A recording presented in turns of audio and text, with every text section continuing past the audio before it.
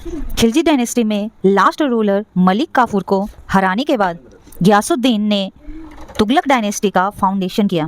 कुछ वर्षों बाद ही उनके सक्सेसर मोहम्मद बिन तुगलक डायनेस्टी को संभाल लिए। उनका एक्चुअल नाम जौना खान था। उसके शासन में ट्रैवलर इब्न बतूता आया था। मोहम्मद बिन तुगलक ने काफ़ी सारे एक्सपेरिमेंट किए थे, जिसमें पहला था टैक्स इंक्रीमेंट। दोआब में रहने वाले लोगों ने टैक्स के इंक्रीमेंट पे भारी गुस्सा दिखाया और उन्होंने टैक्स देने से इनकार कर दिया, जिसके लिए मोहम्मद बिन तुगलक को अपना ऑर्डर वापस लेना पड़ा। दूसरा एक्सपेरिमेंट था shift capital from Delhi to Daulatabad. उन्होंने अपनी कैपिटल को दिल्ली से दौलताबाद शिफ्ट कर दिया, जो आज के डेट में देवगिरी में आता है। दिल्ली से दौलताबाद लगभग 1000 किलोमीटर दूरी पे था और लोगों को दिल्ली से दौलताबाद शिफ्ट करने में कई दिन लगे। जैसे तैसे लोग दौलताबाद तो पहुंच गए, कई लोग तो रास्ते में ही मर गए, लेकिन वहां पर जाने के बाद वो सर्वाइव नहीं कर पाए, एडजस्ट नहीं कर पाए और फाइनली मोहम्मद बिन तुगलक को फिर से दौलताबाद से वापस दिल्ली आना पड़ा। मोहम्मद बिन तुगलक का तीसरा एक्सपेरिमेंट था इंट्रोडक्शन ऑफ टोकन करेंसी। 1329 में मोहम्मद बिन तुगलक ने एक और नया डिसीजन लिया। अब सोने और चांदी के सिक्कों के जगह पे ब्राउन्ज और कॉपर के सिक्के यूज होंगे, और जिसमें सिल्वर के कॉइन्स का शॉर्टेज हो रहा था, जिस कारण से बाजार में ट्रेड करने में प्रॉब्लम हो रही थी।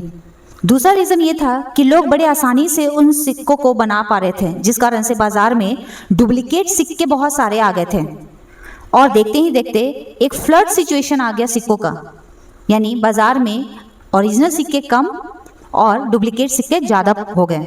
और नेक्स्ट जो उनका एक्सपेरिमेंट था वो था सेंट्रल एशिया को अपने कब्जे में लेना, जिसमें खुरासन एक जगह का नाम था।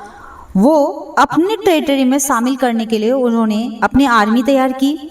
उस आर्मी में बहुत सारे पैसे खर्च किए, वेपन्स खरीदे, टूल्स खरीदे, लेकिन लास्टली मोहम्मद बिन तुगलक ने वो प्रोग्राम कैंसिल कर दिया। इसके बाद उन्होंने कराचिल में भी एक्सपेंशन करने का प्रोग्राम किया, जो आज के डेट में हिमाचल प्रदेश कांगड़ा रीजन कहलाता है। वहाँ पर भी उन्हें सक्सेस हासिल नहीं हुई। इतने सारे पॉलिसीज़ के लगातार फेल्योर होने के कारण मोहम्मद बिन तुगलक को जनता बिल्कुल भी पसंद नहीं करती थी और अलग अलग जगहों पे जैसे बंगाल, गुजरात, इन जगहों पे रिवोल्ट वाले सिचुएशन आ गए थे। और इसी रिवोल्ट के टाइम में दो नए पावरफुल किंगडम का जन्म होता है, विजयनगर और बहमानी, जो साउथ इंडिया के डेक्कन प्लेटू से बिलोंग करते थे। लगभग 1351 तक मोहम्मद बिन तुगलक ने सारा कंट्रोल खो दिया और उनकी मृत्यु हो गई। उनकी मृत्यु हो जाने के बाद फिरोज शाह तुगलक गद्दी पर बैठे।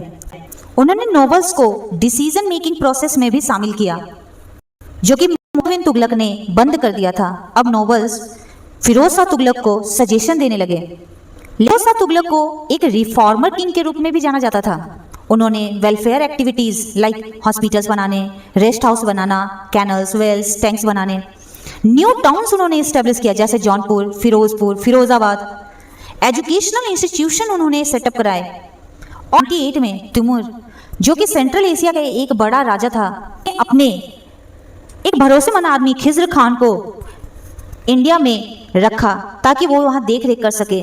और 1398 में उन्होंने तुगलक डायनेस्टी को खत्म कर दिया और सैयद डायनेस्टी की नींव रखी। तो नेक्स्ट वीडियो में हम लोग सैयद डायनेस्टी और लोधी डायनेस्टी दोनों कवर कर लेंगे। Thank you.